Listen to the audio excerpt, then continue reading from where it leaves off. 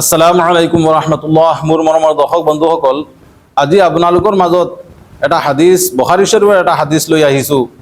হাদিছ number হ'ল ৭৫৬৩।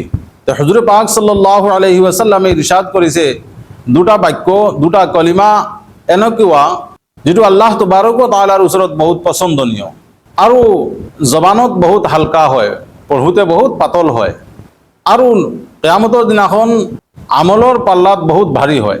এই দুই কলিমা হ'ল, দুটা বাক্য হ'ল এইটো যে সুবহানাল্লাহি ওয়া বিহামদিহি সুবহানাল্লাহিল আযীম। পঢ়োতে সহজ পাতল, কিন্তু আমলৰ বহুত গধুৰ হ'ব। আল্লাহ তাবাৰক ও তাআলা আমাক সবক বেছি বেছিকৈ এই তসবিহ বেছি বেছি পঢ়াৰ তৌফিক দিয়ক, যাতে আমি সদায় হৰ সময়ত পঢ়ি থাকোঁ সুবহানাল্লাহি ওয়া বিহামদিহি সুবহানাল্লাহিল আযীম, সুবহানাল্লাহি ওয়া বিহামদিহি সুবহানাল্লাহিল আযীম। আল্লাহ তাআলা আমলের তৌফিক দিয়ক।